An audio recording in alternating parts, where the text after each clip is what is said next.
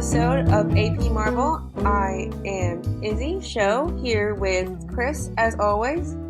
Hello, I'm Chris as always. And Layla Jordan. And Layla Jordan. I just want to make the joke, please. Mr. Always was my father. Boom. Pretty good. And at the time of this recording, it is International Women's Day. So happy International Women's Day to Layla and myself. And all the other women. Give women money. Send them your money. Reparations for women? Yeah. Yeah. We try. And on this International Women's Day, we saw Captain Marvel the night before, and this is going to be our Captain Marvel hot take about that. I kicked Anthony out to try to preserve the all-female vibe, and Chris is here as our non-binary pal / What up? everyone Tony else didn't know the available. password. Password was cooties are gross. Nah, it's just cooties. And yeah, so I guess we're just gonna talk about the film for a bit today and all that jazz.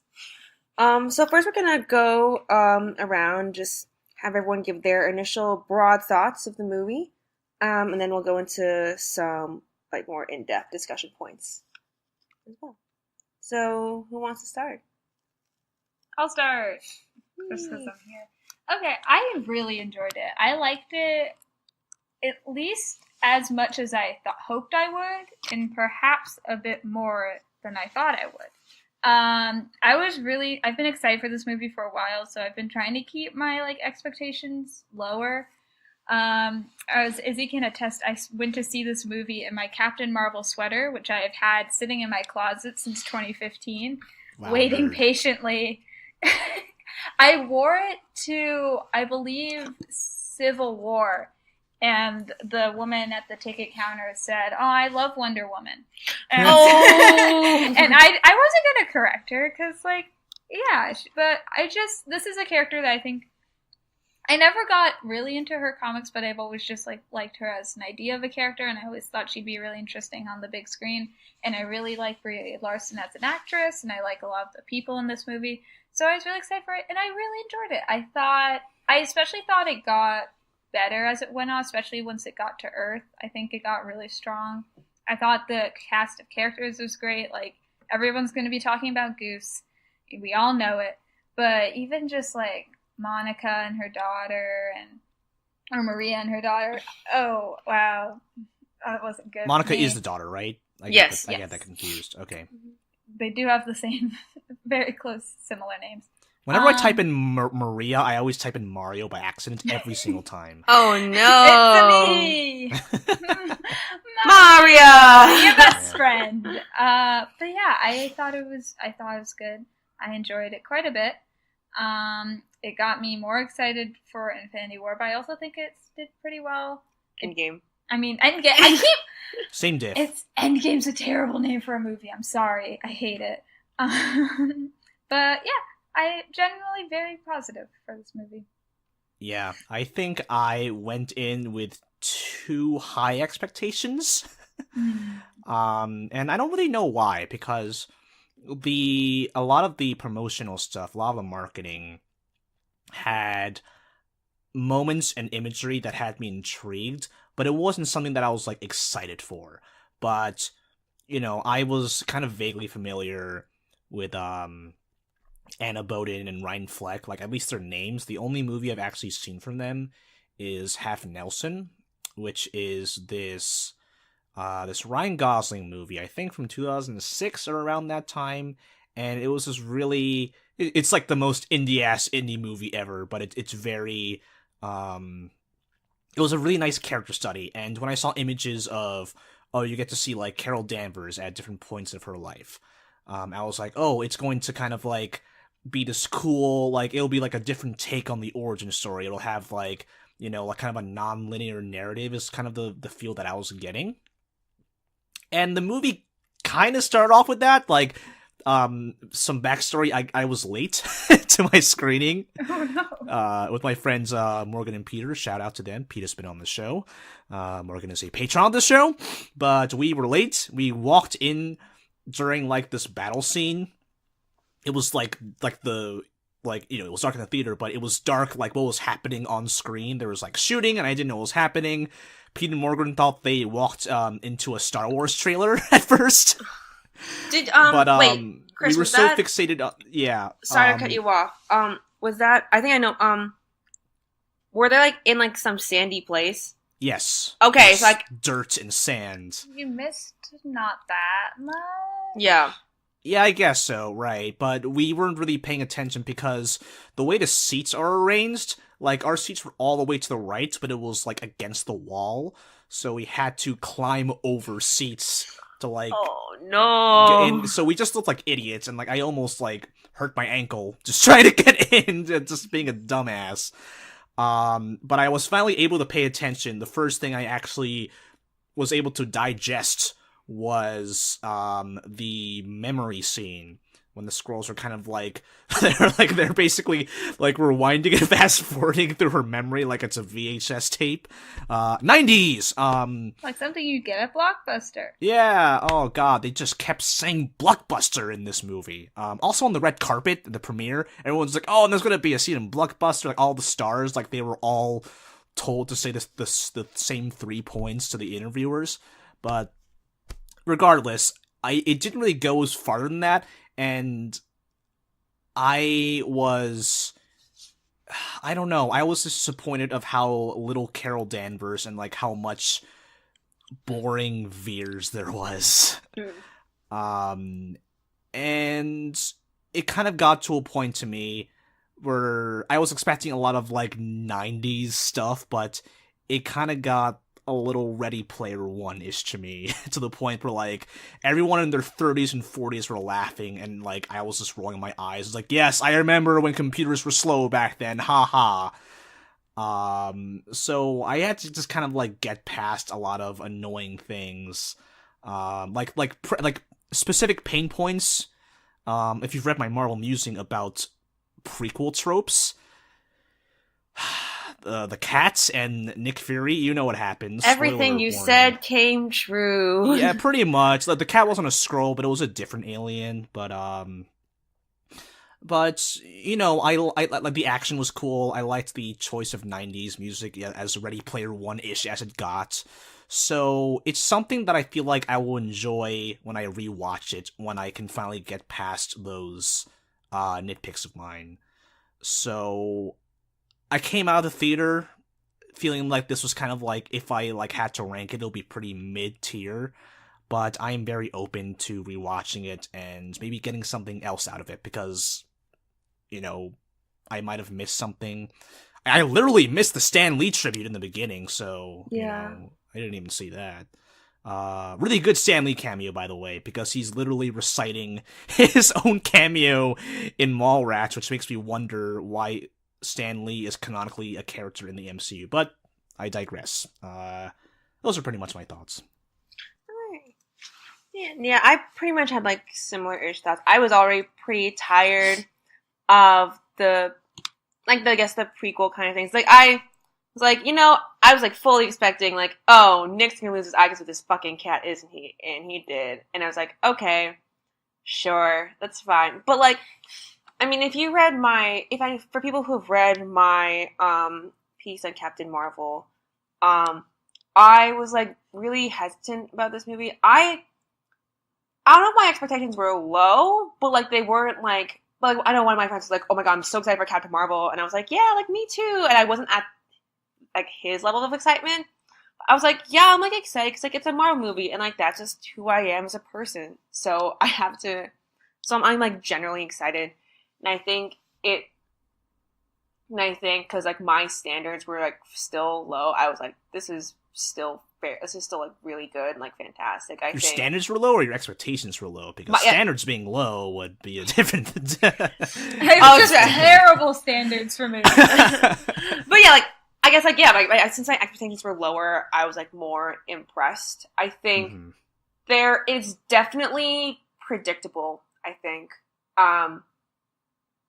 Even like in some senses, I think what happened with the Skrulls and Ben Mendelsohn's character, even though I didn't expect it at first, because of like the history of the Skrulls, I was still like sort of surprised, and I was still sort of surprised when it happened. But like thinking back to it now, like that makes sense, like how that story ended up turning out. I thought that, yeah, I mean, like I guess I said, like, yeah, it was a really good movie. I think it was like still like a really good movie. I am not sure where I'd rank it yet. Probably between. I'm looking at my rankings right now. Probably like in between, like, yeah, probably like in between all the Caps, or like around Guardians 2 or the Avengers. Like, I'm not sure yet. I have to look around this some more. But like, it was really, really it's too solid. early. It's too early. It's too early. I can't rank a movie right after I Get Out. Yeah, I thought it was still pretty solid. I was impressed by like how they, I guess, subverted like my dreams are like having dreams of like my past, and I'm really glad like with how like they handled that, and like how they sort of almost like subverted that.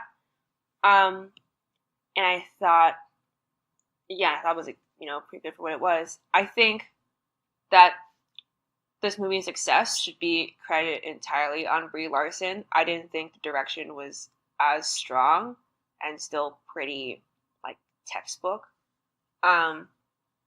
But other than that, I think it was still like pretty solid. I would definitely watch it again, but like I think I'm just also a little bit like bitter because of all the conflicting viewpoints of this movie I've heard from people, because it's a woman leading a film, and that's not cool in some males' eyes. Well, do we That's want to very get a broad. little deeper into those?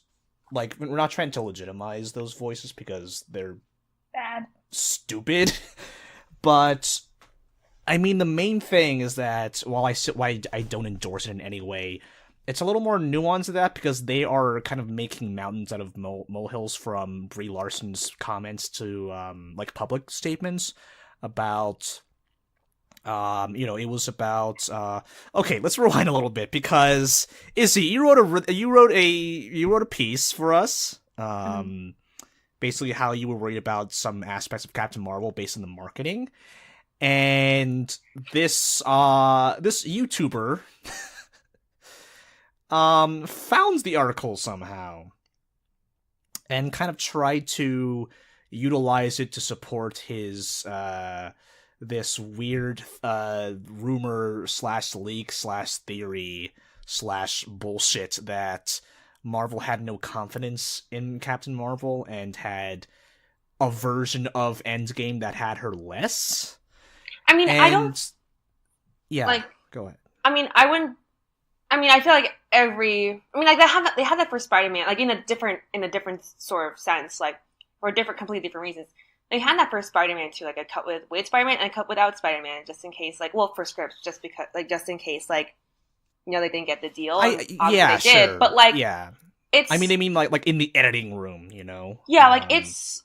I mean, like, so I watched like part of that video, and like, the problem I have with it was like it. It's like sort of the theory he had like found on Reddit like did make somewhat sense, and then when he started talking about my article, he just said something completely factually wrong, and I'm like, well, you've already lost the point. So, nice try, but like I would not have been surprised if this movie like was poorly received. I would actually think like, it's not unreasonable to have that for them to have like a backup plan. I mean, obviously, this movie is going to be. I think this movie. That's another point for later. But like, I think this movie is going to be, moderately successful in the end. But like, I would not be surprised if they actually did have like a second cut, just in case like this movie was panned. Sure. Like, the point I'm trying to make is that the reason why he was so against this movie was because Brie Larson was basically saying, hey, regarding A Wrinkle in Time, directed by Ava DuVernay, I don't care what 40-year-old white men have to say about this movie. I want to read critics from like underrepresented audiences. Like I want to read like women and women of colors. I want to hear their opinions. And people are like construing that as, "Oh, you're racist and sexist against white men, aren't you?" That was actually screw you. It was actually so I didn't actually watch the video about Izzy's thing, but I looked through the comments a fair amount, and a lot of them were saying Brie Larson is racist, and I was really confused. I was like, what did she say about, like, I thought they meant, like, racist against an actual minority. So I, like, looked up, like, Brie Larson racist, ? And it was just like, she hates white people. I was like, oh, this is stupid. We're having a stupid argument. This is bullshit. Yeah. I mean, all the comments in that is like, Brie Larson can't act. And it's like, first of all, have you seen Room? Amazing. Short Term 12? Short Term 12, she's great. Free Fire? I never saw Free Fire, but I did want to. I miss it too. I really want to see it. Community Season 4? Was she in Community? That's fun for her. She was the coat check girl, in Abed's eventual girlfriend.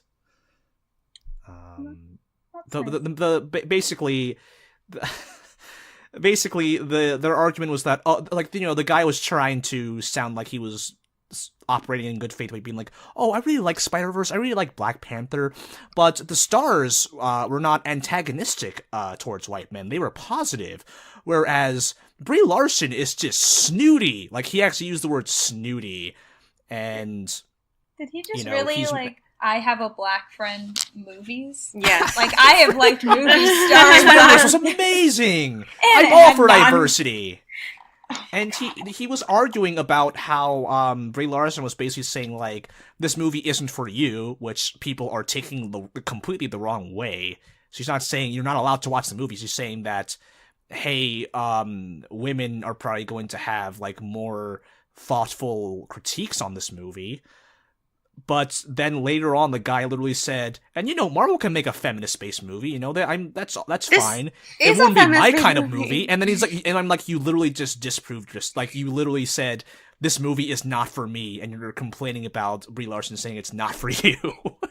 And also, so those Wired autocomplete Google interview things that go viral? So she did one recently. And it's basically like you just put your name in and you see what the most common Google searches are. And usually they're really well liked. And the comments, like, it was like half negative downvotes. And like the comments were just like, she has no personality. Like, she's going to ruin Captain Marvel. Like, she can't act. She's just such a bland person. And I got very interested. So I looked into it. And she's apparently a very private person. Like, she doesn't like revealing a lot of, like, private information about herself. She's very reserved. So basically she had to, like, do an interview where it's just revealing information about herself, which she doesn't like to do. Yeah. So she was kind of cold the whole time because she's like, I don't enjoy doing this. And then everyone was like, okay, why does everyone just want her to smile so much?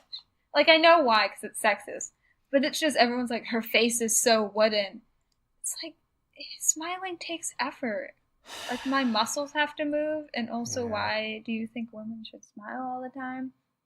But it was weird how much of this was just directed squarely at, like, Brie Larson as a person. Because even like with like the other like female-led movies that have gotten like intense like backlash, like we can even say like the Ghostbusters 2016 movie, none of them was like Melissa McCarthy as a person. They've just like zeroed in as Brie Larson as like a figurehead for like all the crazy, air quotes, crazy feminists that hate Leslie white Jones men. kind of got driven off of social media though. Like, people I think that was her in particular really bad. That was also very race based. Like, they were being pretty racist towards like her. it's for Ghostbusters, it was like just the idea and then like everything around it, except like Chris Hemsworth. Because I guess he's a Chris. So well, people were like, "Oh, they're making the one male main character an idiot." Like I didn't hear about that. I was just like, "Oh, yeah." People were complaining about that. Yeah, but like, I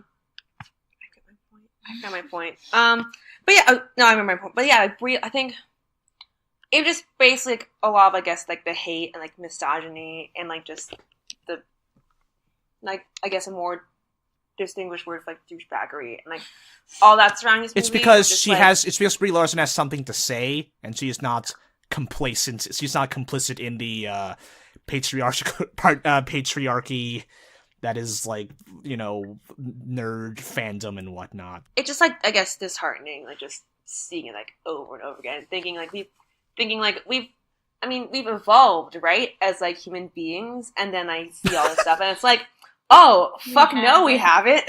We'll never evolve as human beings. We're gonna be monkey brains forever. Yeah. It's But, like- it's incremental. It's, I mean, Yeah. we were better now than we were in the 90s, let's say. But man, Yeah. but like with new mediums like the internet, it is easier to be a shitbag. Yeah. That's a very good quote. Yeah, I'll put that. Is on that plaque. what our AP Marvel t-shirts will say? Yeah, that'll be the back of the shirt. And... It's easier to be a shitbag on the internet. Yeah. But I think, but I guess in terms of Brie Larson in this movie, to guess just for us to guess this to steer more on course towards like our hot takes Mhm. about Captain Marvel, while also being about hot takes about our society.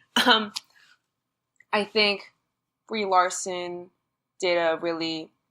I think like Brie Larson was very like she. I think her for however reserved she is, I think her personality, I think, really shone through in this character, and that like it really fit her well. It felt so natural to her to act this way, and like her character, and I was like very honest and like a portrayal. I think she cared, and I honestly do think she carried the movie because I was purely invested like in her the entire way through. Yeah, I loved her as a character. I agree. I think she did really well in this role. I think she was just like a very, to me at least, like a very likable character, and like a character that you pretty quickly were like, I care about what happens to you, because you're just. I lost my words.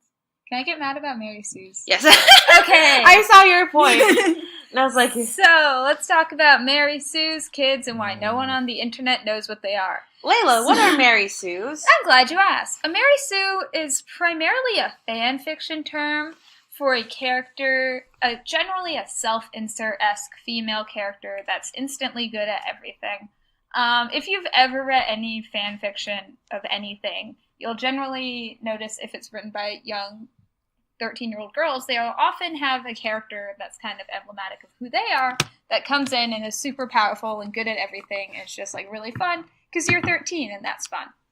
People have taken this term and have begun to apply it to movie characters as like a female character that's instantly good at everything and never struggles. It was famously a big debate, spearheaded by none other than Max Landis for The Force Rey. Awakens. Oh, great! We Okay. talking about Max Landis today, kids. Oh, Complaining about Rey. He talked about it so long, and they're basically like, Rey never struggled with anything, and she was instantly good at everything she did. Blah blah blah blah blah blah. So that was like, I'm not going to get into that whole debate because that's a bottle of worms on its own. So when I was watching this movie, I was like, Captain Marvel is a very powerful character who's very skilled at several things. I'm betting $1,000 people are going to call her a Mary Sue. And I haven't really gone down that rabbit hole yet because I don't want to see it. But here's why that's wrong. I was going to say, I thought you were going to get mad about Mary Sue because you thought she was a Mary Sue. And I was like, she's not a Mary Sue. That's what I thought. Because she's just... Captain Marvel is inherently a very powerful character, just like in terms of her abilities. And so she can like use her powers a lot, and she's a very well-trained pilot, and she can do a lot of things. So a Mary Sue isn't a character that is good at things. A Mary Sue is a character that is only good at everything and is pretty flat and like is basically a self-insert, and they generally lack both like depth and abilities and also depth and character, because they're their purpose is to be really good at stuff. Mm-hmm. Captain Marvel is in no way a Mary Sue, because while she's very good at like physical abilities like flying, and she has her powers pretty under control because she's had them for 6 years, already saw someone complain about that. It's been 6 years. She can shoot something now. She does have like struggles because she struggles with emotional arcs, which are important too. And I feel like often are like undercut in some like big action movies. Like she struggles emotionally. And I think she has like, she's not great at everything. That's like what a lot of those flashback scenes of her like falling down and stuff is. Like she's not good at everything, and no one's good at everything, but it matters more that like you keep getting up and you keep trying again. And she fails sometimes. She's not great at everything, but she's coming into her abilities, and she's getting more in touch with her emotional side and understanding that part of her. And so just everyone who calls her Mary Sue just basically means they don't like women characters that are good at things. And I just don't, if I know I'm going to see it soon, I'm going to see those words next to each other, Captain Marvel, Mary Sue, and I'm just going to lose it. It's because they're threatened. They're so mad that there's a woman better than them. Yeah. They get so upset when, like, and men in action movies, have you ever seen an action movie? They're good at everything. Like, have you seen a Fast and Furious movie? Have you seen Jurassic World? Isn't there like a male term for that? Like it's a Gary Stu. Gary Stu. But no one really calls people Gary Stews very often. Like, I think I saw the only one was like for Jurassic World. For Pratt's character, yeah. I think it's just like, I mean, this is not to defend this in any way, but this is just an observation, I think, that no one calls out Gary Stews because there are so many of them. So it's just like a drop in an ocean for that part. But also, doesn't like Captain Marvel, she literally gets kidnapped in like the first like 10 minutes. Yeah.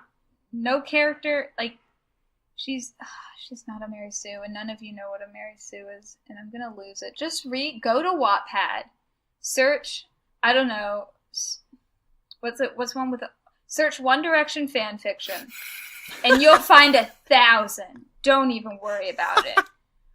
But it's not very common for Mary Sues to lead big budget action movies. And if you think she's a Mary Sue, I would beg you to reconsider that, because you're probably wrong.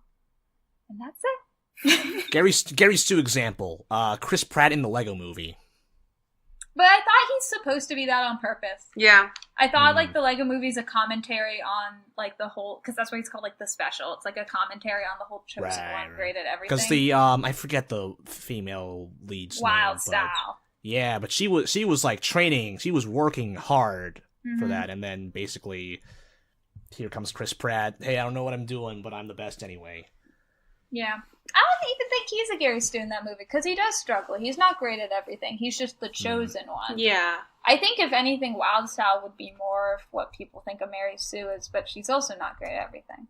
She struggles emotionally, and emotional struggles are valid. That's yeah. That I mean, I think a lot of the big part of her character to me was that, like, the point of that montage to me was that she has worked all of her life, like, for what she wants, you know? Mm-hmm. She's determined, she's motivated, and she puts the work in, she puts the time in. So to call her Mary Sue, that's just like, you know, you said in a very eloquent way, that's just very, like, missing, that's like a lack of understanding of the definition. So it's, the problem with that I have is that I couldn't really, I liked the whole through line of her kind of figuring out that she does not need to prove anything to anyone but herself.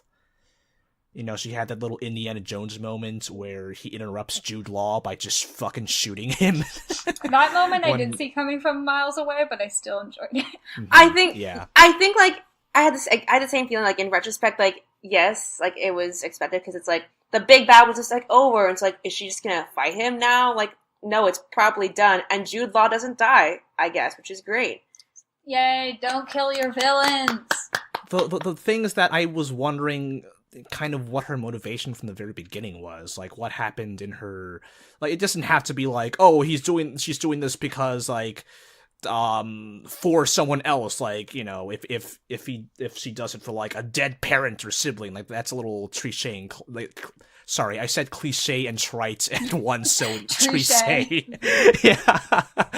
But, you know, I'm, like, wondering, like, does she just want to see... Does she just... Like, why does she want to fly? You know, that was a big question that I had, a very basic question that I felt could have filled in a lot of things for me, because it's cool to, like, you know, I understand how much this means for young girls to kind of have a role model to kind of inspire, like, hey, I want to do something when I grow up, and I'm not going to let, you know, the forces that be, particularly like men in power, put me down. But I just want, like, she seems more like a template to me in this movie than an actual character with motivation. So when you guys were kind of like talking about her personality, I kind of wanted to ask you two, like, how would you describe her as a character? Because I felt like I was missing something. I think to describe her as a character, I think Carol Danvers is really... Sorry, I'm trying to put this eloquently. I think she's very strong. And she's hardworking, and, like, she'll get the job done, and she'll work hard to, like, if she really cares about something, she will do whatever she can to, like, excel at it, like, prove her point, like, prove her place. But, I think she can be a little, like, I don't know if headstrong is the right word, but, like, definitely, like, sometimes won't think before she acts in some senses. And I think in Captain Marvel, you see her, like, trying to be, like, more smart and trying to think things out, but she's very confident and headstrong, and will really give, like, will give, like, less than two shits if you don't like her, whatever. I think it was just, like, that sort of, like, she has, like, a very take charge personality, I think, from what I saw. But I think, like, a lot of these could be, like, you know, inferred. A lot of it is pulled from, like, her as Veers, and you don't get, like, I think the glimpses you get of her, like, when she's before, like, in her past, like, I think those memories mainly focus on, like, you know, when she's, like, as she's, like, lived, because, like, right now, she's, like, I mean, it's an origin story, but not in an origin story sense, like a very, very early origin story, you know? It's not going to talk about her time, like, and her past and, like, those memories. It's going to talk about, like, when she got her powers, and so if there were a sequel, like, maybe you can explore, like, why she wanted to fly, but at the same time, like, all her memories are in, like, a locked cage that she can't really grasp anymore. So, I also had, like, I was also, like, debating too, like, oh, is this, like, a Mary Sue and whatnot? And, like, after I saw the movie, one of my friends, I think I mentioned this already, but, like, yeah, he was really excited about Captain Marvel, and then, like, after the movie was over, he was really concerned that they basically made Superman because he thought that, like, Captain Marvel was too powerful. And I defended saying, yes, but that's, like, a later problem in the MCU. And I think now that is not a relevant problem. I think she's also, like, if you look up, like, most powerful Marvel characters, she's always near the top. Mm-hmm. Like, she's always been, like, one of the characters people have said has been overpowered for, like, decades, especially since she became Captain Marvel from Miss Marvel. To speak on, like, her personality thing, I did think she kind of has, like, that confidence. She's, like, she has that trademark Marvel snarkiness. Yeah. That pretty much every man has, but now a woman has it. So she can do the quips, too. But I think she knows when to stop more than I think the other men. Like, she can switch from, like, very jokey to very serious on a dime. Like, she knows... and I think that's one of her like, flaws is, like, she can be a little cocky with, like, her abilities and, like, what she thinks she's capable of. And she can both, like, overestimate herself and underestimate herself at points. Yeah. I think also she has, like, I think their central flaw that I guess doesn't make her Mary Sue is that she's still trying to figure out her own identity. Like she was Veers for 6 years, but she was she was Carol all her life, and I don't think she fully remembers everything yet. Am I right? Yeah, she's getting like bits and pieces. Yeah. The So I think she's trying to construct like, I think right now, and I think throughout the movie when she's not outside the conflict, she's still trying to figure out who she is, and melding Carol and Veers together, and that's a big I think that's a big like emotional arc of this movie, which I really, really liked. You're right. I think my problem is that I knew all about Veers and not enough about Carol Danvers. So I think kind of what I was kind of wishing for was just a better version of Man of Steel. I like this way more than Man of Steel. Oh yeah, I hate Man of Steel with a passion. Yeah, Man of Steel needs to be like the length of this movie. I was so happy this movie was kind of short. Okay, yeah. Okay, this is definitely where we defer then, because I kind of want it more. The thing about Man of Steel is that my short review of Man of Steel is, yeah, nice try. Because I kind of liked the non-linear storytelling. Like, I didn't actually like. I liked a lot of ideas of how they would build up the relationship with like Martha Kent and Jonathan Kent, and how it would relate to Clark Kent as a human being in the present day. Granted, I did not like the actual things they were saying. Like, I thought a lot of the actual story beats were very, contradictory to the Superman character. But having a kind of like, like episodes of Lost, there would be like present day storyline and a flashback storyline, and it thematically links together.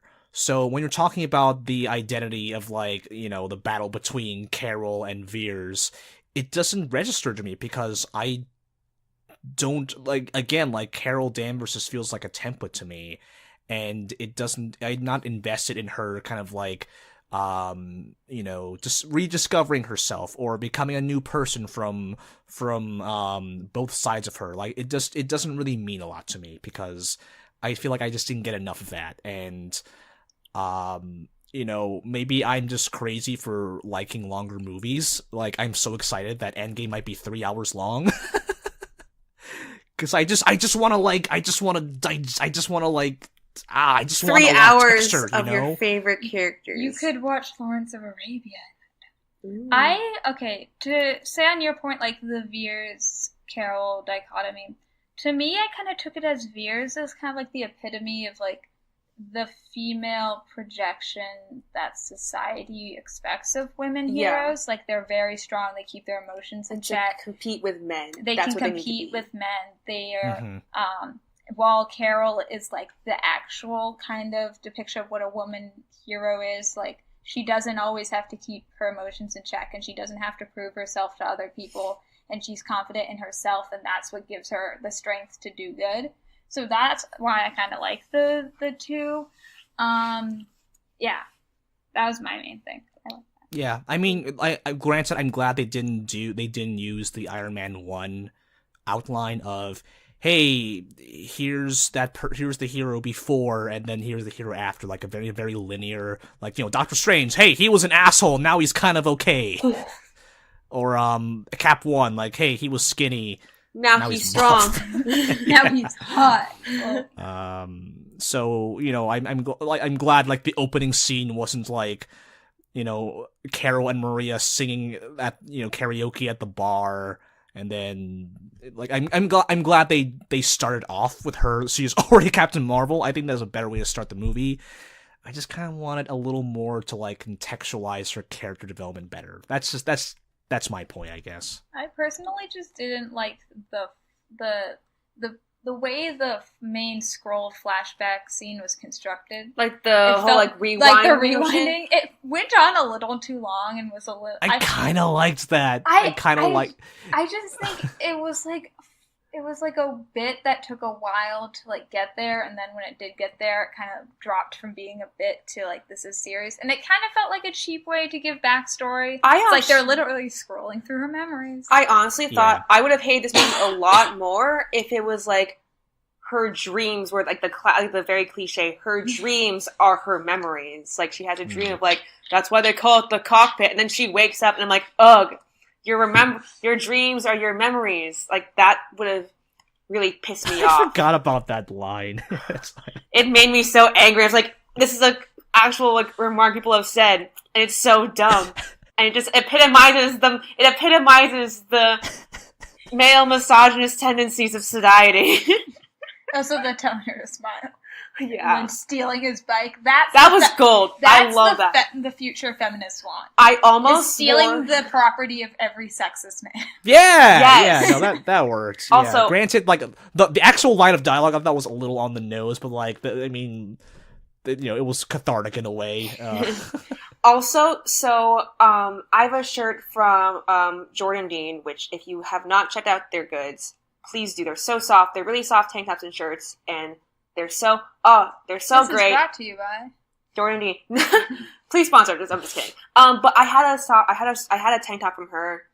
And it was like a Jessica Jones inspired shirt, but it said "Don't tell me to smile," and I almost wore that. I was like, should I wear it? But I was like, no, it's not gonna be relevant. Missed opportunity. But that was an aside. But I think both of you bring up a really good point in like I think Carol still shares the same sort of personality traits and tendencies as like the snarkiness and like like she's cocky, like, and that's like Tony Stark's like arrogance in some senses. And I think that stems from a problem of the problem of I guess a typical Marvel protagonist template that I think they need to break. That will probably end up being another episode, because I just saw that right now. I was like, oh, it's a really great idea. But, like, that, I think those concerns are, like, really prevalent. It would be really good and prevalent for another episode. I think that Carol definitely has. Yeah, I mean, I want to see how her personality clashes with everyone else. Yeah. One more thing about the flashback I want to say. Also, then we gotta move on. We still have, we got so much stuff. Yeah, we're only like almost an hour in, and we're like 2 points in the document out of like 10. We're gonna do a speed run. Yeah. Well, most of these are really quick too, I think. But yeah, keep going. Yeah, so I mean, I thought the flashback scene when they were fast forwarding and rewinding, I thought that was going to be like a setup for like actual full flashback scenes, but in the end, like the structure of each flashback was Carol does something, probably something really fast, falls down, she looks up, a tall man says something bad to her, and then she stands up again, and it's like, this just happens to her all the time. And, I kind of get, like, it works for, like, again, the template of, like, hey, young women, just keep doing what you're doing. I don't know. Also, I was trying to figure out, wasn't there one flashback? Because, like, there's one where she's, like, go-karting. There's one where she's, like, swinging on ropes like, for Air Force training. There was one, I think she was just, like, riding a tricycle off a ramp on a picnic table, and then she just, like, crashed? Did I see that correctly? She did crash. Like, I remember her on the beach. Why was she driving a tricycle off a ramp? Is she trying to be Evel Knievel? I think it's like maybe a bike. I'm not sure. I'm not sure. But, I don't remember that one. Yeah. So yeah, we have a lot more to get through, so I'll have to cut you off. Sure. But I guess to speak more about Subversion, the Skrulls. We love refugees. Because like this, I know the Skrulls are known for being really nebulous in like Marvel comics, like, and they're the villain. And I'm not sure if Marvel is going to completely disclassify them as like, oh, like a human, like not a human race. I'm sorry, like an alien race that like needs each other. I'm not sure if they're going to completely characterize them as like this, as like sort of this alien race like looking for a home, like to just use familiar, I guess, concept, like the Asgardians like searching for a home, like Asgardian refugees. I don't know if they're going to stick with this Skrull refugee image, but I am not sure how I feel about it. I'm glad that they were sort of subverted, and like Ben Mendelsohn's character was fantastic. Loved it. But if they're sticking with the Skrull refugee, I guess, story the entirety of the MCU and not using them like I guess in later phases or like later movies, I don't know how to feel about that. Listen, Izzy, look, just like humans, there are good humans and bad humans. There could be good Skrulls and bad Skrulls. That's true. Like, there's also good Kree and bad Kree. I can't think of any of them, but yeah. Can't think of any good Kree? Well, is Mar-Vell a Kree? Yeah, yes. She's a good Kree. Okay, yes. Because we got Kara's Mar-Vell is on one side and then Ronan's the other. Yeah, that's Kree a very roles. good. And like Yon-Rogg is like a middle, maybe more towards Lee Pace, but Yeah, he's closer to Hashtag Lee not Pace. all Skrulls. yeah, Hashtag I think not like all Kree. yeah, I mean they're probably not gonna stick with like the Skrull refugee storyline like the entire way and categorize Skrulls like sort of like the refugee race, but like I was like I really hope they don't have this carry out into like future movies. I don't know. I liked it because I don't like clear-cut war stories where it's like, and unless it's like World War II, which is probably the clearest cut of the wars, but even so, not really.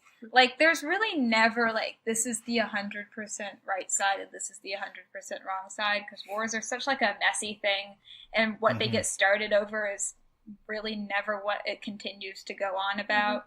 And so I just like I know like the Kree and the Skrulls are like the big fighting, and I just thought it'd be really boring if it was just like we hate each other and the Skrulls are bad and the Kree are good. And so I did like that subversion because I think what's missing in a lot of kind of war stories is like the individual people that are affected that aren't fighting. They're just people whose races or nations or whatever happen to get into this fight. And so I think this whole Skrull angle does bring a greater amount of depth to the story in terms of like what the fighting and what the war is about, and I did appreciate it. In terms of the future, I mean, we can have some evil shapeshifters, like that'll be fun. But I do think I just hope they don't make a blanket statement for either group, because that I think is the worst case scenario. And I hope they don't keep with like the Kree are all like duplicitous. And I'll say like when like the Skrull, when Ben Mendelsohn was like being like the refugee ship is like over here, I was like, if they make this if they like make him a double like if he double crosses them by saying like we are refugees, and I'm like, oh Marvel, that's gonna be really fucked up if you're like we're fake refugees. So I'm really glad they didn't do that. Yeah, I think I would have appreciated like a bit more like nuance on both sides. Like Skrull, very much nuanced. Like I really like that they did. I'm just like if they continue to do this for the future, I would like be like, I'm not sure. But like I guess maybe seeing like another side of like I don't know, maybe like some Kree undercover ally or whatever, like within Yon-Rogg's like sort of troop enlistment squadron. Yeah, squadron. And then like some like sort of Kree, I guess like Kree support like for Mar-Vell, like maybe within that squadron. Might have been cliche, now I'm talking about it now, but like I think would have added some like more nuance that maybe I was missing, that I was like trying to look for. And then we did get a little background on how Korath became a little more evil, because he was like pro. He was with Pace. Yeah, he was like with Yon-Rogg, but you can see like when Ronan shows up, he's like, "Ooh, I kind of like what that guy has to say." Mm-hmm. Yeah, so get that nice Korath backstory, which I know everybody wanted. And Korath is the key to Phase 4. He better be. Korath is the Turk of That's what I was about to say. I was like, I hope he becomes the Turk when he just shows up and he was like, fuck this shit, and leaves before he gets like punched. Yeah. I think that I went into the movie thinking that both factions would be assholes, and that Carol I would have kind of wanted I didn't that. think it would be like I didn't think it would be a one good, one bad. I just thought like Carol would be like, hey, fuck it to all of you. But I think, you know, the hints to me that there's going to be a quote-unquote real bad guy is that, number one, you don't actually see a clip of like the final battle between the hero and who you think will be the bad guy in the trailers. So like, for example, you never saw Tony Stark fight Ben Kingsley in the Iron Man 3 trailers. Number 2, it's usually like the person who has the "and" billing on the poster. So like Guy Pearce had the "and" billing. Oh no, Ben Kingsley did, but like Guy Pearce was like strangely like prominent, even though like the trailers did not focus on Guy Pearce at all, for example. Yeah, But Jude like Law. Jude was Law, saying. Jude Law is an "and." Well, I guess. Well, actually, think about it now that because like usually it's just Sam Jackson, but I think it's because he's Sam always Jackson. the end. Yeah, but I think it's because like Sam Jackson has like a role in this story. He's like the second biggest character. Yeah, which is probably why. Sorry, go on, Chris. That's a distraction. That was a detraction. I think that was pretty much all I was gonna say. Oh. But also shout out to Morgan for, after he walked out the theater, they went who was that Michael Fassbender Jude Law ripoff? Jude And we were Law. like, that was Jude Law. Oh, Jude That's Law. Yes, I know he good. looked rough. He looked kind of scruffy there, but that was 100% He got those Jude weird Law. contacts. well, Jude Law in. can still get it. Jude Yeah, Law is yeah. a powerful name, by the way. That is a That name Ugh. has supreme power in it. Like, you know, big like- Jude Law energy. like, that's big Jude Law energy. Like, it's not, it kind of has, like, malicious power to it. Like, he's kind of like the kid in, like, a private school who's like, wait till my Yeah. father hears about this. But it's Like a- also, like, he was the Pope, too. I'm just trying to. Oh, the young Pope. Young Pope. That was. He I think it the was young good. I only watched the first episode. It was too weird. I couldn't.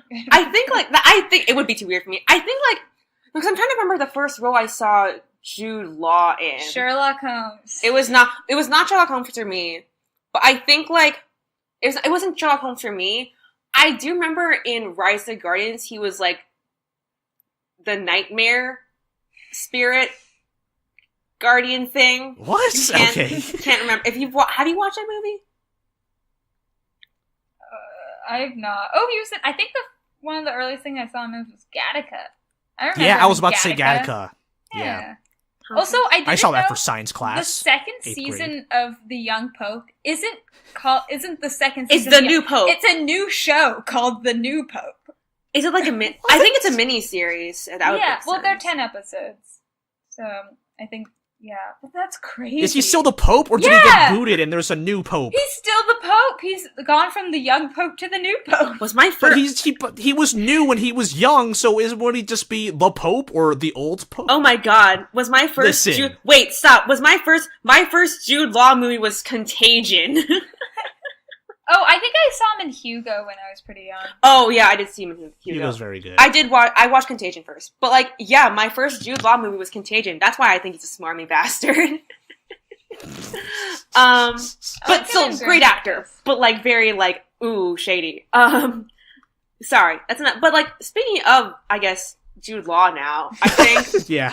since we are on this train, I think yes, as we mentioned, I'm glad he didn't die at the end. Yay. I think he had this charm about him. He was very ego-esque, like he was very charming and you couldn't really tell.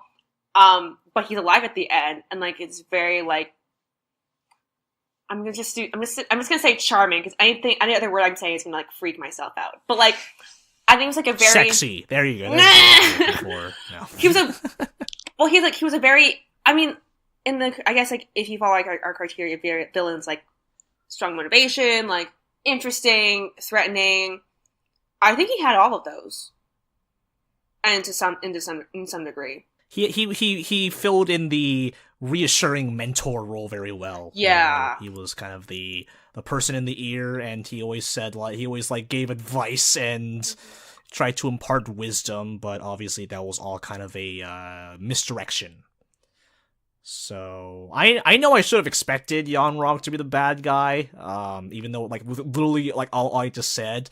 But when the scene where the flashback where Carol Danvers crashed, and you see an image emerging from the smoke, I actually thought that was gonna be Talos and not Jan Rong, just from like the silhouette. But it's like, No, Yeah, me too. Jude Law's the bad guy. in the flashback, she sees him as a scroll.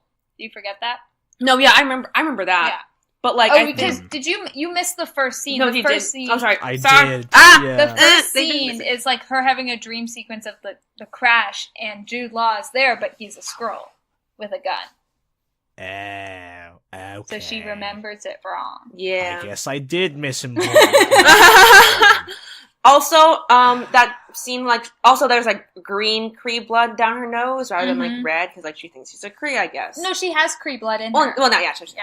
Well, So- in the crash it's In the like red. dream? I guess in Yeah. the dream it's green. I Yeah. guess in the actual crash it's red, but I guess like after a while it must have turned green. But she doesn't know I don't know what's real anymore. Yeah, and then she fights Jude Law, and he was like, "God, can't let your emotions get the better of you." Which that actually made me suspicious. Any male Uh-huh. characters that's like, you can't be so emotional. I'm like, oh, you're a dick. Shady. We Yeah. can't have a female president. She'd be too emotional. Mm-hmm. Yeah. All right. Let's You talking our ladies? let's keep going. Talk about more ladies. Lady tonight. Maria and Monica with a note saying, "Make Carol and Maria gay, damn it."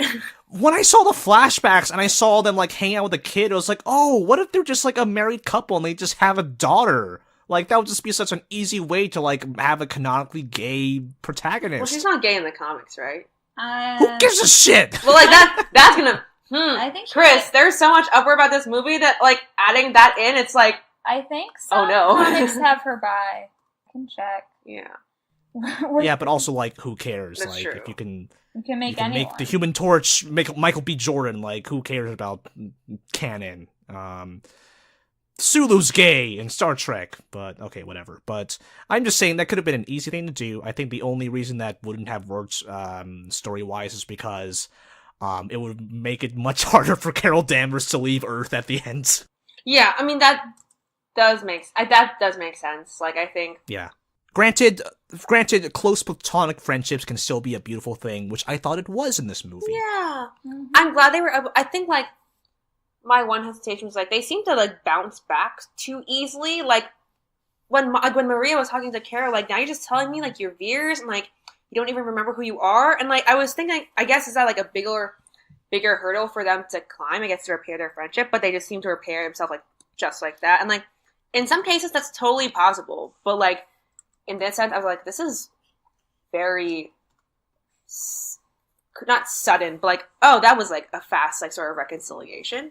You're right, and it's because Talos showed up, so like the plot just had to move, and I kind of like because that little monologue she gives to Carol is really good. It was a really good scene between two characters. Like that's the character work I was looking for in this movie. Cement yourself in the Bechdel test. I actually just looked it up. So many people have been Captain Marvel. Carol Danvers is one of the newest ones. And one of the people that have been her, Philavel, is a lesbian. So there has been a lesbian Captain Marvel, but it's not Carol. And then, like, Kamala Khan is bi. Wait, really? Oh, it says technically she can be bisexual, but this is nowhere. It's kind of implied, but it's not, like, out front. But yeah, I need to be more of. But Kamala Khan. Philavel is apparently very out front gay.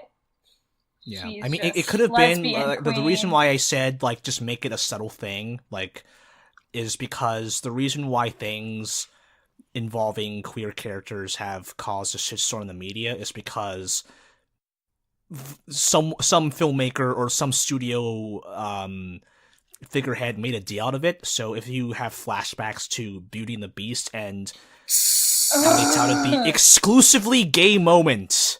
There I will think is be how a they gay phrased moment it. in Beauty and the An Beast. exclusively gay moment is what they called it. Beauty and the Beast, an The- exclusively gay moment. And the fact Yeah. that it was Josh Gad. Josh Gad, gay Yeah. icon. So it was just an obvious PR thing, you know. You can have it very subtle in the story and not make a shitstorm about it, and that will mean a lot to a lot of people. Korrasami, for Pete's sake. Are you referring to like the Get back Legend to of that. Korra ship? Yeah. Okay, You mean the canonical romance between the two of them? it's true. Oh yeah, it is canonical. Canonical. I don't watch a show, Mhm. but I just knew that was a thing. They're holding hands at the end in the last shot. They technically could have Very had good. Marvel as gay. Because Marvel's originally a man, and they made her A him woman. a woman. So they could have just kept the sexuality. I mean, yeah, but they never show Marvel's love life in any capacity. 'Cause So it's not You don't see anyone's love life, which is There's like no good. romance. in Refreshing. this There's movie. no romance in this Speaking of movie. no romance, we got our single mom. oh yeah, Single mom. have they? The have- real heroes. I have a question. Have they? I already know this is gonna happen at some point. Have they cast like any like young black actresses to be in like Endgame or like any future movies? Like One of the only young people I saw cast was Catherine Langford. yeah, oh yeah, because she's not gonna be. Because like I wouldn't be surprised if Monica like people made a big deal about like, oh, Monica Rambeau was gonna be in this. Is gonna be in the MCU at some point since like Maria is there, and I would not be surprised if that happened at some point. Yeah. Kind of like Cassie Lang. Yeah, Because there are like rumors of an older Cassie Lang being cast. yeah, for it's Endgame. Catherine Langford. Or people think she's Kate Bishop too. Do you want her to be Kate Bishop? She'd be fine. I feel like, but Kate Bishop only gets her meaningfulness from her relationship with Clint, and I feel like if Clint dies immediately, then it's not going to be meaningful. Anyway, we're not talking Hawkeye today. That's just what goes on in my head 24/7. It's just Hawkeye. Hmm. Yeah. So did we like him, Monica? and Yeah, Maria? I think Absolutely. so. Absolutely. I think like it was very like cute and like endearing, and I'm very excited for what the MCU plans to do with Monica. Like if she's like if I'm very excited for what the MCU does with Monica and Maria in like the future, and if they mention it in Endgame in any capacity. I did like Monica playing Uno with the Skrull kid. That was so cute, and I loved it so much. Just Ben Chose the Mendelsohn. colors. Just Ben She Mendelsohn. chose the colors. That was literally me every time I go on Photoshop and I just play around. with Yeah. it.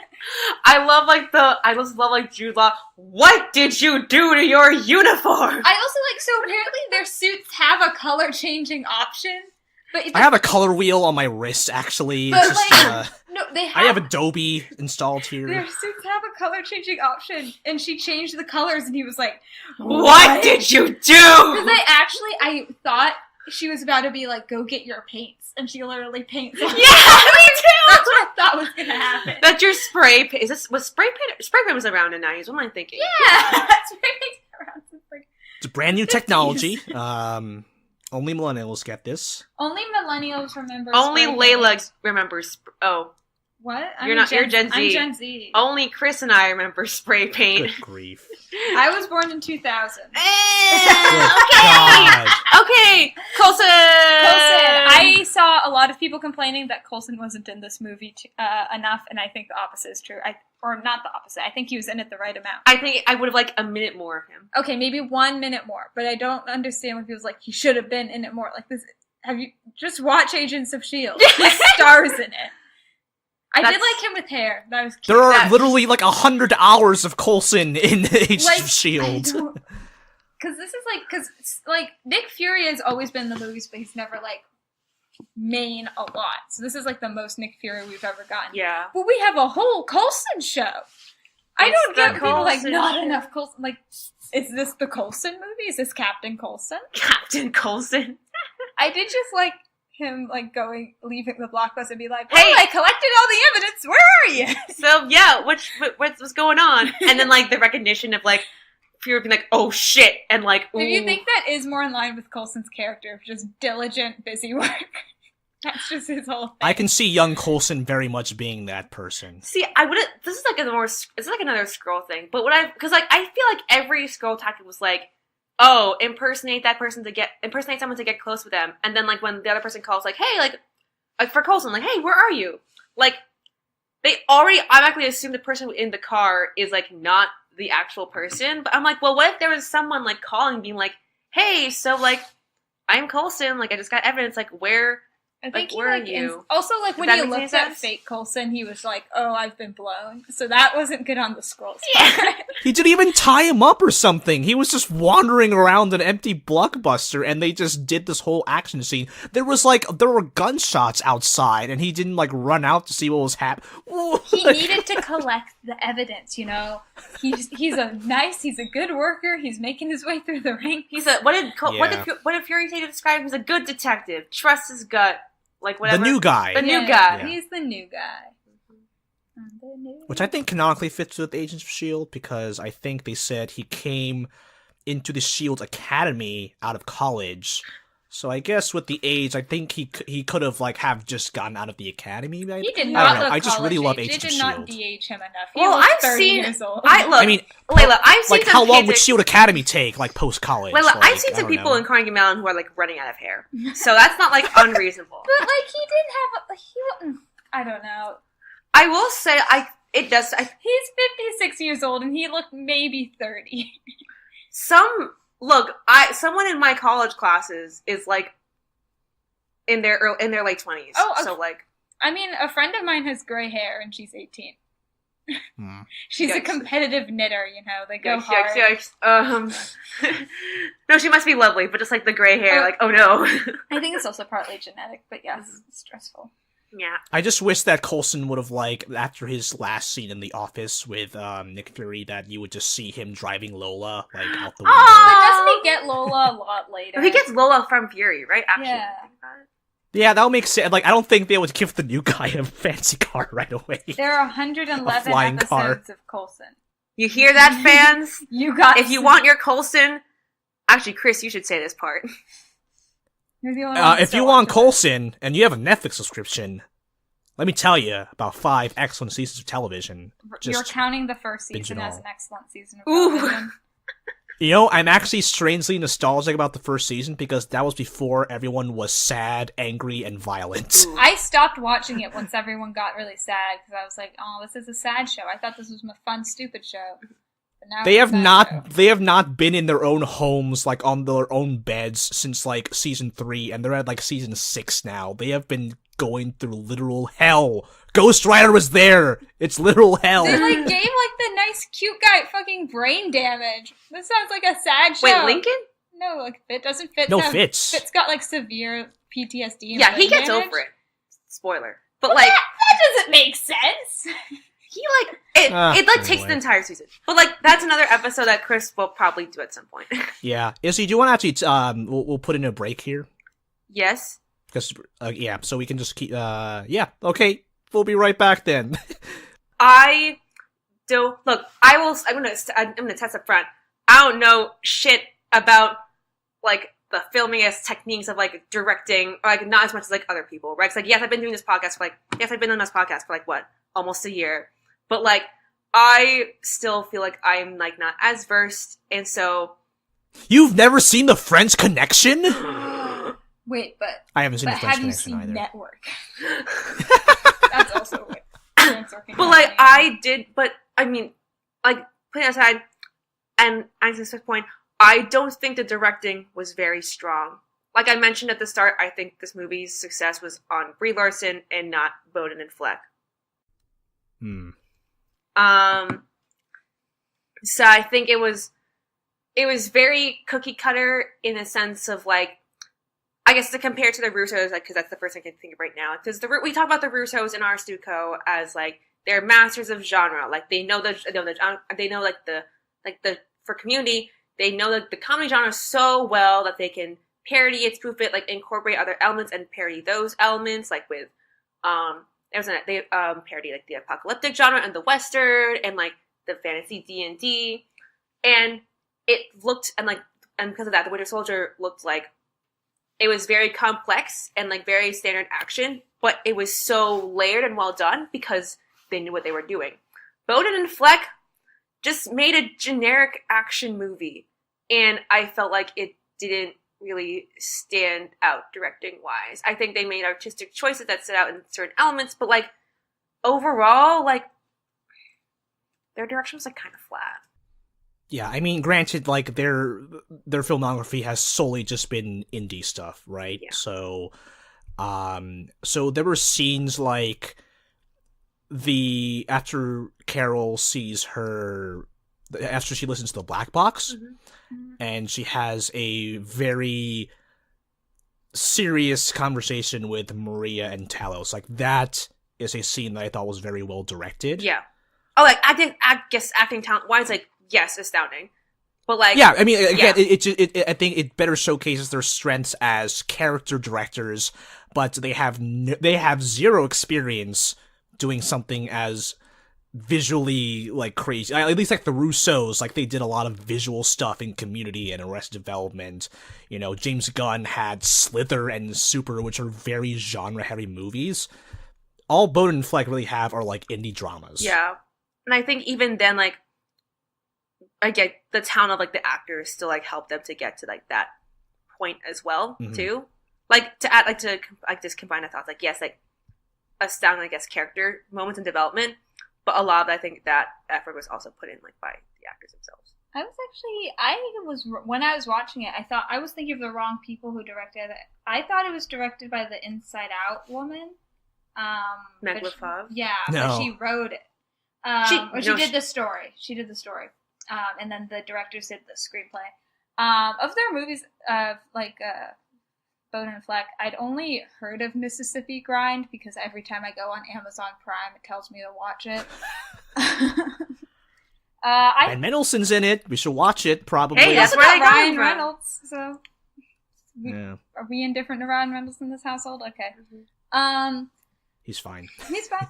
I just thought it was serviceable. I feel like most Marvel movies, only in like recent years, have like directors actually been allowed to like do some outside the box directing. I think a lot of people say like bad editing is when you notice it, which is wrong. But for me, my thing is like even if I like don't really think about the direction, I think it's just like serviceable. Like it doesn't like exceed what I hope it would be. It's just like normal. So I thought it was fine. It was never something that was like, wow, that shot or that action scene.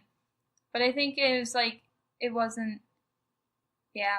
They could have done more, but it is the first time working with this kind of movie, and I can understand it can be daunting, especially if you're doing a lot of VFX heavy scenes. Like doing like very interesting shot compositions would probably be harder with angles. I know not a lot about VFX. I just know it's hard. Well, you talked very well about it, so good job. Yeah. This is just the LA osmosis. Like you just learn a lot about filmmaking, not because you seek it out, but just you've heard so many people talk about it in restaurants. Yeah. But yeah, like I think you're right. Like their indie background like means like they can't really do like they don't. I guess they haven't explored. I guess like the bigger scale that they could do. But I think like even like the 90s setting, it was just very even like the 90s settings. I think they played up that a 90s movie like very. I think they played up a lot, but like I didn't see much. Maybe I'm unfairly comparing this to Guardians, where like it was very, very much tied into like their story. But here, it's just like, yeah, it's in the 90s. That's it. We'll put the song in the background Yeah, while she's fighting. great We soundtrack. actually did my friends and I listened to the soundtrack the second we got home, and then it just turned into us listening to No Doubt. I did, even though it was so on the nose, I loved a fight scene choreographed to I'm just a girl. That was my favorite scene. I'm like, yes! Fair. Yes! Fair. This is the female heavy shit that I want. Like, it was so on the nose, but it was so good. I just wish it was choreographed more. Like, I think I was expecting Like more Baby Baby Driver-esque. Driver level choreographing to that song, which I think is too much to expect from like. I think the thing that I read was that, you know, James Gunn would incorporate the songs in his screenplay, but it sounds like Bowden and Fleck chose the songs post-production. Yeah, that probably makes sense. Did they ever say what year in the 90s it takes place? I believe 95? Okay. I think it was 95. Yeah, I would have to watch it again. Because I never caught them say like the exact year. Well, it would have been like on the time card, right? Like Yeah. when they land on like Earth is C-53, right? 90. It is 95. Right, yeah. It is 95. Bill Clinton was president. And... He was president for like the whole 90s. So. Yeah. Mhm. But yeah, like that's my thoughts on like the directing. As for like the 90s sort of genre, Christy, mind if I read this thing you posted in our chat? You mean a screenshot of the Wikipedia article that I read while I was lying down in bed, miserable and sick? Oh, sure. Yeah, that one. Yeah. Yeah. Yeah. So Feige added that Captain Marvel would have homages to our favorite 90s films, such as the action from Terminator 2, cool street level fights, street level car chases, and fun stuff like that. since the 1990s action genre was one Marvel Studios had yet to explore. He also stated much of the film would take place in outer space. Films like Terminator 2, RoboCop, The French Connection, and The Conversation served as influences to Captain Marvel for Bowden Fleck. Yeah, I mainly sent that to you guys as Stuco teachers, not for the podcast, but we can definitely talk about this because I do love Terminator 2's car chases and action sequences, and you know, like the one car chase in Captain Marvel, like I think they tried to kind of go for that. I think my problem with that was that Veers on the train and Fury on the car were like totally disconnected, unrelated, and they never really matched. They never really met up, you know? Yeah, I think like it was very awkwardly like sort of directed and like choreographed. This is for most of the action scenes in the movie. It was fine. It was like fine, not like astounding, but like, you know, it was what it was. And it was still like engaging and like entertaining. I don't know, I guess maybe I've only watched like the Terminator, and not Terminator 2 yet, but like, oh wow, okay. Yeah, get on that. I know. I'm trying. Wait, which ones haven't you seen I've only seen the Terminator. of those? Yes, like no, not even 2, just the Terminator. I think I've only seen 2. Well, look at that. 2 sides. Okay, I've seen RoboCop. Yeah, there are debates about which one's the better one. I think Terminator 2 is like the definitive one because it just had a bigger budget, but the Terminator, you know, 2 there's a is certain what they charm play to it on that I think TV. is kind of missing. But you know, it's hard to kind of just jump into a blockbuster, like for your first blockbuster, and just make a good chase scene. Like you have to have, like, I think some of the best directors of chase scenes are like, you know, Steven Spielberg knows how to make a chase scene. Mm-hmm. Gore Verbinski of, you know, Pirates in the Caribbean knows how to make a good chase scene. Louis Leterrier, to tie in our Stuco material. Oh my God. The transporter, Now you yeah, see there was a me. lot of transporting in those movies. Now you if you see remember. me, it's just one endless chase scene, and it's I amazing. fucking hate that movie, but yes, you're right. What? It is. I love Now You Have we See not Me. talked about this? We probably Oh, have, but you didn't Oh mention my your God, hatred for it. It's so stupid. It's amazing. I had a tweet. I had a tweet once that was like, "Are you really my friend if you love Now You See Me?" And one of my best friends and friend of the show, Laura Berry, who was in one of our episodes, she replied, "Chris, I have terrible news for you." And she sat me down. We saw the second one, and I thought it was better. Wait, you thought I the thought it was second okay. one was better than the first one? Ooh, we now got we have a fight. lot. The first one was a filmmaking mess. The only part I liked was when Dave Franco escaped from Mark Ruffalo. Tell me the plot of the second movie. Do it. There were 2 Woody Harrelsons. That's not the plot. Daniel Radcliffe was there, That's and not he the- tried to do a car trip. that's and it was not the back, plot. And then You're just they saying. fucked over Michael I- Caine, Chris, right? answer the question. That was the first one. Jesse Eisenberg fell down, and then he became a That's puddle, in the trailer. And Isla Fisher wasn't there anymore, and she got replaced by Lizzie Kaplan because Still not the for plot. reasons. Oh, There were 2 Woody Harrelsons, and I was confused the whole time. Because he has a twin, and that's how he could do magic. Have you not seen The Prestige? Yeah, and the twin was clearly like high all the time. He was stoned out of his mind. That's also taken from The Prestige. This movie's just steals. Prestige is one of my favorite movies of all time. Spoilers for the Prestige. Oh, whoops! Massive spoilers. it's okay. for The I've Prestige. I've seen The Prestige. It's okay. I may not I have some level of class. That's not every spoiler for The Prestige. There's like 2 big ones. Yeah. And I ruined one Yeah. of them. Oh no. Cut out now. 90s! 90s. Yeah, I think I like the aesthetic. Yeah, that's it. I too remember slow load times and CDs. That was like actually kind of a good joke the more I thought about it. I was I like, this actually is pretty did like good. the slow load time joke a lot. Yeah. It was just because it was just really intense, and then all the future science people are like, "What's going on?" They're like, "It's loading. I think it's gotta load." I think if you watch this movie, like, I think like maybe in a couple of years, like in like 2035 or whatever, like it's gonna be like old, but like right now, very good. They got payphones. They're like can't make those Yeah. long distance calls. She went to a an internet cafe. Yeah, it was just her like her typing was like, That I feel like doesn't make sense. Even if you're from the future. Also, Nick Fury typed like that, which is. but like he did it at a faster speed. But he still was like Avengers. But that's supposed to be like deliberate, like That's movie typing in general, he was- because the audience has. He was doing it when he was describing the phases. I got it too, Marvel. Where it's like, phase 1, Oh we no! get the heroes. They did use the terms phase in Avengers 1. Like phase 2 is like, hey, we're gonna make Tesseract nukes. Okay, can I just say, when the Tesseract showed up, I screamed. I was like, oh shit! I did not see that coming. I in didn't the see it slightest. at all. That's something we need to talk. like That's it. something we need to talk about. I That's- didn't want that. I didn't want it. That scene, I saw it with Sabrina was saying behind me, and Oh! and once that happened, we literally had to like recount the plot of the Avengers to figure out how they got it. Because I misremembered them finding it in the ocean in the Avengers.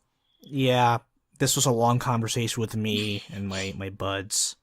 Speaking of my buds, right when, just to briefly go back to 90s before we go back to Tesseract, Okay. but when when Veers asked the security guard, is there any communication device?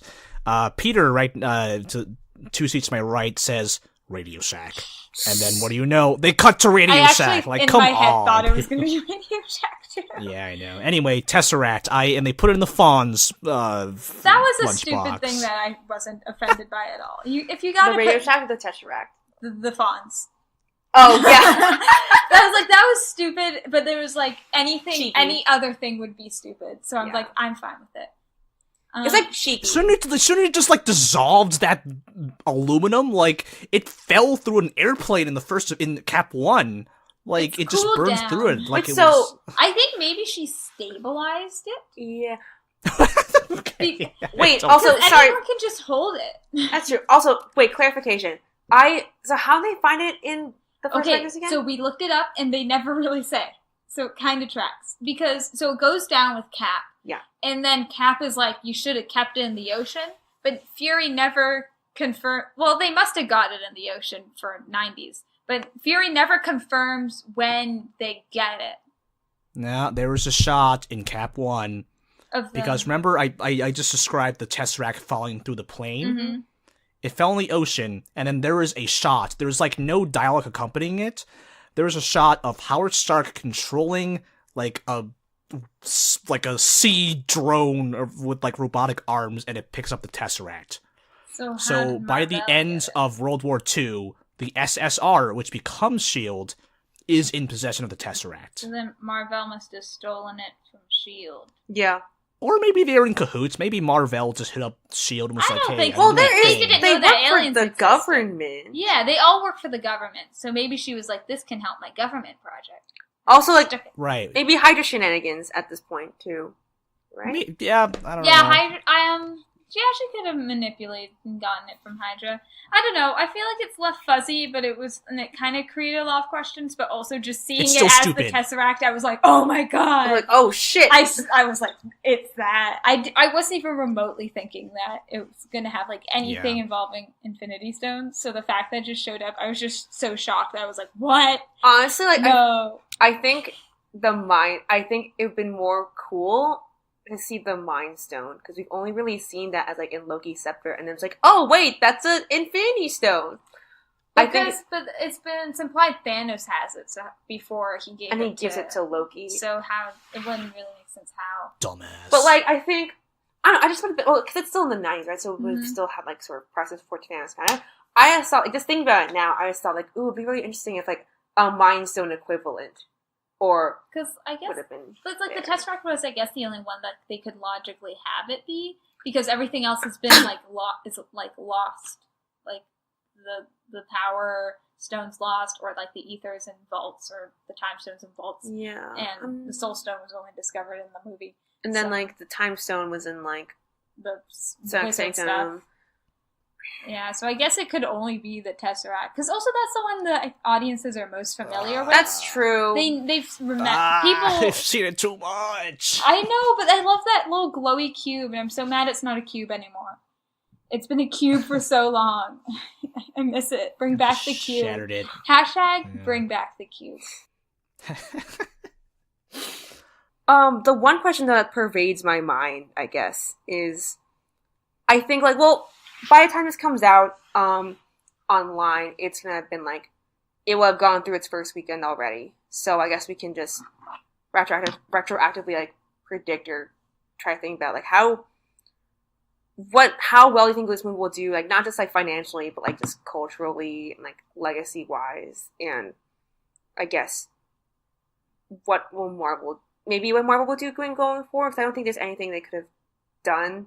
I mean, yes, my editorial like lists like my qualms with it, but like if you want to make that relevant, like be my guest. But I just wanted to hear what your thoughts were on this movie's future. Can I talk financially? Because I actually kind of like box office numbers. Yes. Okay, so we're recording this before the opening weekend is done, so we only have seen Thursday numbers, but it's being tracked from anywhere from 120 to 150 now is the higher estimate of how much it's going to make this weekend, which is pretty high. It's close to Civil War, which is like 175. And it's like one of the biggest for like a first opening debut. Like obviously Black Panther is like the biggest debut, but it's like way better than like Ant-Man and Cap 1, Thor 1, all those movies. So I think that's like I mean, there's inflation, but that's still really strong. And I do think a lot of the intrigue comes from people wanting to see this before Endgame. Mm-hmm. And compared to previous years, it has been a while since the last, I forgot they can't see air quotes. There was a quote around a while, but it has been a while since the last Marvel movie. It hasn't been since like July, and usually they have like a fall release. It's like 8 months. Yeah, so I think a lot of people are just like really, it's like this has been a really slow beginning of 2019. Like there hasn't been any like breakout hits. Like the biggest breakout hit's The Upside, which is its own thing. What about Alita? Sorry, Alita is not a breakout hit. It's like barely making 300 million. Oh, Glass, yeah. Glass made a lot of money, but it wasn't like a breakout hit in that it like, I mean, it's making many times back its budget, but it wasn't the hit that I think a lot of people wanted. Define the year. Yeah, like The Upside has been like more of the domestic story of the year. The international story of the year, Wandering Earth. Oh boy, this Chinese movie made like $300 million its opening weekend. That's an exaggeration, but it was crazy. Nice. It actually made it like 170 million its opening weekend. It made as much as like Captain America: Civil War did domestically, but in China. So I think the amount it's probably going to make is a pretty good sign for Marvel that people are interested in new characters that they haven't really talked about more. Especially going forward in the future phases where they're going to have new characters and so many people aren't returning. That I do hope they bring in people that they that aren't like well known, like household names, because I think like as you saw with Guardians of the Galaxy, like sometimes the weirder characters can be really big, and Captain Marvel may not be like super obscure, but for like the general public, they probably haven't heard of her. And also just for women, you know? Yeah. We love female-led movies. We love Wonder Woman and others. There are others. Annihilation. I love Annihilation! Oh, but that movie didn't make much money, unfortunately. Was it Taylor Swift who said there's a special place in hell for women who don't support other women? Maybe. I don't think that is not a Taylor Swift quote, but that is a quote. That's a weird quote, because like I'm not gonna... I think she said that about Tina Fey and Amy Poehler making fun of her at the Golden Globes. Oh, that's shitty. Like, I mean, Taylor Swift's also a shitty person, so like... Yeah. But that's also weird. Like, I'm not going to see Wrinkle in Time. Not because I hate women, because it's not good. And it's like, that's just my reason why I'm not going to see it. Because I generally don't see movies I don't think I'll like. And I don't think I'll like it. So, that's an off-topic thing. So yeah, we like women. We like characters that we haven't seen, and Disney likes money. So if it makes money, they'll make more of it. And that's capitalism, baby. Yeah. Yeah. I'm just not sure if it's going to have the same positive word of mouth. Because even though we disagree with a lot of like, the wooden acting and stuff like that, but I feel like that's still going to spread around.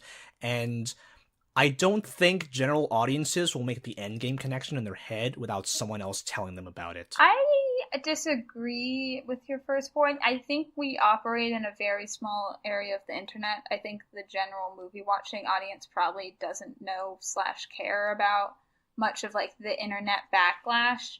I think most general audiences will be like, this was an enjoyable, fun time. Yeah. If you just want a fun time at the movies, go see this. And most general audiences, if they see a Marvel's movies coming out, since they have a consistent track record, they'll be like, I like a Marvel movie. I'll go see that if I have time. I liked Room. I liked her in Room. I mean, I don't know if everyone remembers Room. Room was a while ago.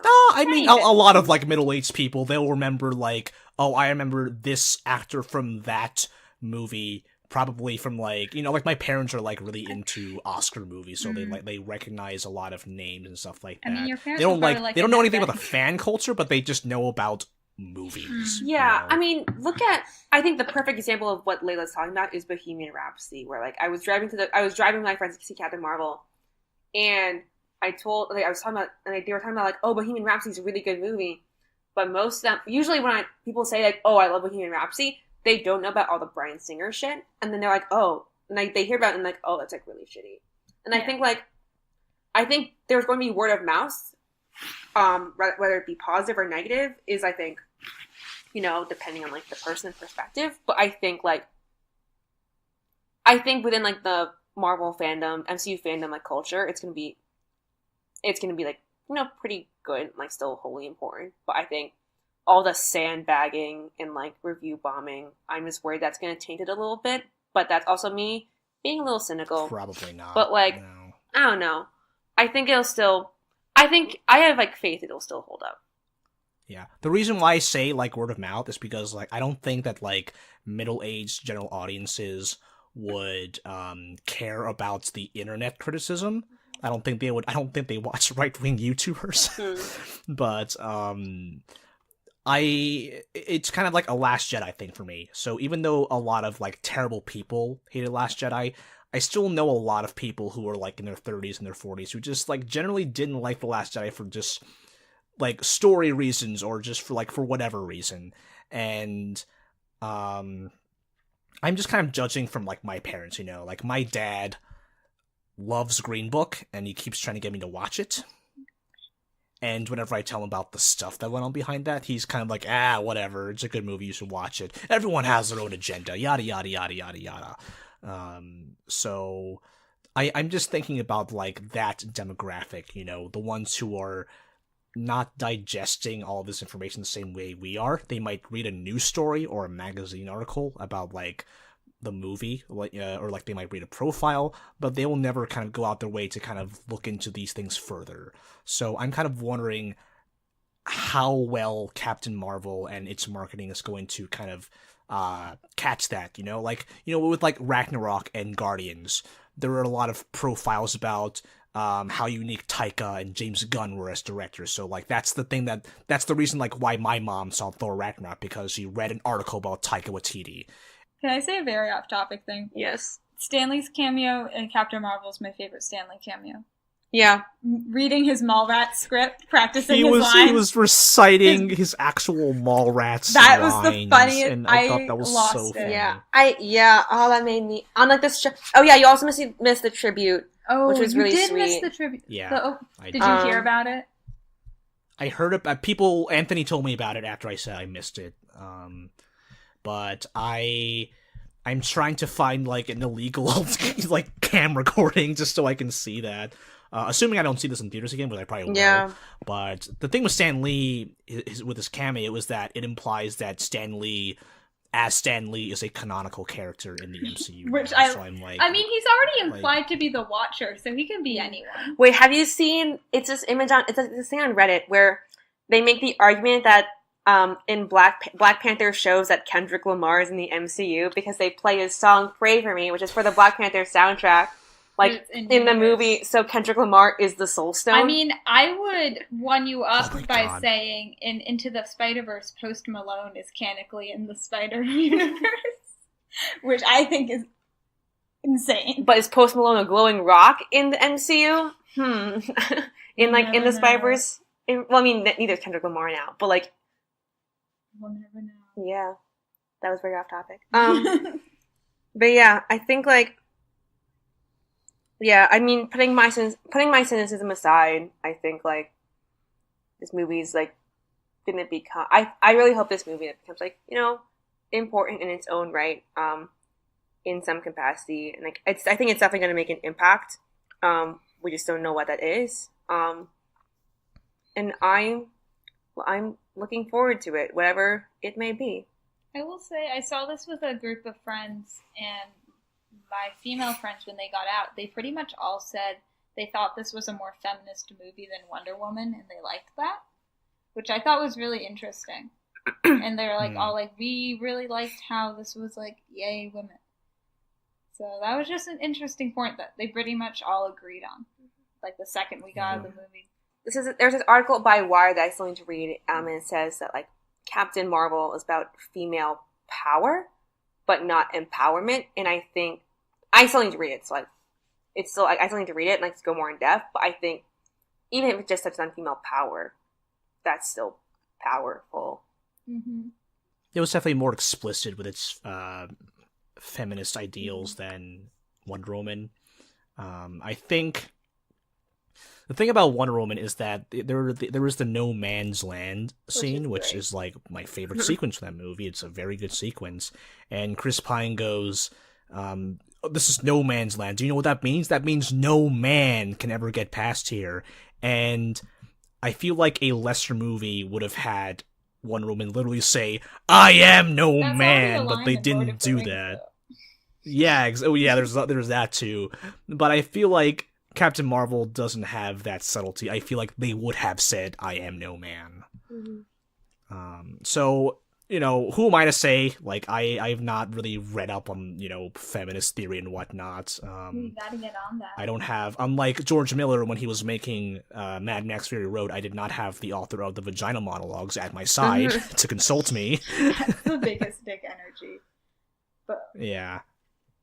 Did people call Furiosa Mary Sue? Nope. Everyone loved her. There were some men's rights activists who were on. First of all, I can't not snicker whenever I say men's rights activists, but they were mad about Furiosa just inherently being better than and Max. I ignored but everything they they're said dumb. because Furiosa's great. Yeah, they're stupid. It was the first character with one arm. My one-armed dad liked. So, I don't know. It was like Captain Marvel was very on the nose with its feminism. But personally, I'm a third act girl. I love the third act the most, which means like if a movie has a bad third act, I'll remember it worse. And so like Wonder Woman had a really poor third act in my opinion. So I remember it less fondly than I think Captain Marvel had a really strong third act. So I remembered it more favorably when I left the theater. You didn't like the light show at the end of Wonder Woman? I just don't like punching fests at the end. I don't like big punching battles. I think because like Captain Marvel, it was like punching, but it wasn't like a big like we're fighting one person. And she was a like bunch of people. And also like she used her It wasn't power Caesar-inducing too. It had better visuals. Yeah, and it also didn't go on very long. Like she was getting the job done. She was photon blasting her way through, and also Gemma Chan deserved more to do. I know. I knew she was going to be barely in this movie, and I was looking on like the Wikipedia, and like what Gemma Chan says about her character on the Wikipedia is more than I found out in the movie. Because apparently, like Minerva is supposed to be like the star of Star Force, and then she gets really angry when Danvers shows up because now she's no longer the best one. Mm-hmm. But all she has is like, "No, I just never liked you," which is a funny line, but. It would have been funnier if she was like an actual character. Yeah. Who said that line. And also Gemma Chan's great. And you should all watch Humans. Well, at least she gets the exposure in some bigger way, alongside Crazy Rich Asians, which she already has. Yeah. Do you watch And you know what? She probably died because there's a place in hell for women who don't support other women. All right. Stop. That was a bad. We're not ending on that. We love women. Oh. Taylor Swift. No, that's not. Is it Taylor Swift? I think I'm looking at that would actually close out this really well. That would be terrible. I don't want to end with that. But like just finding out that Taylor Swift said that would be a nice closing. Is this or like a fitting closing? There was a meme for a while at a time where people put Hitler quotes with Taylor Swift to make it look like she said them.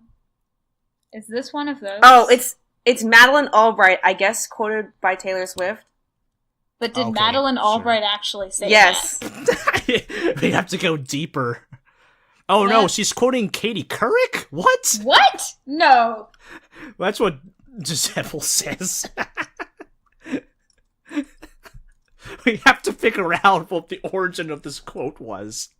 I think we'll never find out. She recalls It a is- quote from Katie Couric, one of Taylor Swift's favorite people. I also have a quote from Pip Jamson. I think it's. I'm pretty sure it started with Madeleine Albright, and then like it just spread. And then did Katie Couric quote her, and then Taylor Swift quoted Katie Couric. Most people are attributing it to Madeleine Albright. And then it's just being requoted everywhere. But then she got it from Katie Couric. I mean, I guess it got it from Oh, Madeleine it was Albright. apparently referring to Hillary Clinton. She said there's a special place in that's- hell for women who don't support But Clinton. that's very like. I think that's. But that quote's older. This is from 2016. Yeah, I mean Taylor Swift said this like a long time ago. I'm assuming. Oh my god. Oh, she's this tweet says she's been using that line for many years, but it's Madeleine Albright. Oh, Yeah. okay. Okay, we But have yeah, it settled. Taylor Swift said Katie Couric, but apparently Taylor Swift was wrong. She often is. Yeah, I could go. There could be an off-topic episode on why I don't like Taylor Swift, but that's not. A can of worms. Yeah, that's a can of worms, and We we'll don't end on eat this worms note. in here. We'll end on this note before we close out with a happy International Women's Day in retrospective. Think about all the strong women in your life Yeah. and the weak women. Yeah, Chris, do you mind doing all the plugs? Because I feel like I'm going to miss something. And I'm Oh sorry. yeah, sure. First of all, there's a special place in heaven. But yeah, no, you can find us on Twitter, Facebook, and YouTube. Yes. I'm at Competitizer. Izzy, where are you at? I'm at Delirolin on Twitter. I'm at Galaxy Layla. Layla spelled not like the song. Like the other way. Look on Yeah. the page. You can find it on the page, or on the Mhm. Medium, or Yep. on something. Yep. Or just guess. Yeah, no, just keep typing in random stuff in your URL and see You'll what eventually happens. get Hamlet, so. Yeah. You can subscribe to us, by the way, on Apple, Google, Spotify, even YouTube if that's your thing. And please leave us a review on iTunes. Maybe 5 stars. Maybe I would take 4 stars, but I think we're a 5-star show. There is a link to our Patreon in the show notes, and we are looking to pay some fantastic writers to write some wonderful features for us. I'm doing the thing where I'm opening up my wallet and like only dust is coming out, so we can really use your help at this point. And follow our Medium page. Join our Discord. Join the Captain Marvel discussions in our Discord. I think our community is growing and becoming more active, and you don't want to miss it. We're a lovely people, us AP Marvel folks. Thanks to Charles Villanueva for the graphics, Steve Maltor for the track Jazz Avengers, and thanks to everyone who gives to our Patreon. And with that, Izzy, drop an amazing inspirational quote on us. Did you thank Charles for the graphics already? I did. That Is was that my your quote. quote? Just kidding. No, I'm kidding. So much pressure. Mm-hmm. Yep. Support other women. Well-behaved women rarely make history. Be like, don't be mean to women because they're women. That's really dumb. Learn about Mary Sue's properly. Just take one. Women's studies doesn't decrease your testosterone. It makes you more informed. And there's nothing wrong with being more informed about relevant issues. Don't black friend movies. Don't. Yes. Just try to be a nicer, kinder person. Yeah. Everyone's a person. Besides. Don't cause bad blood. Just shake it off. Stop! No, we're done. We're done. Bye. Okay, all right. Okay, take it away.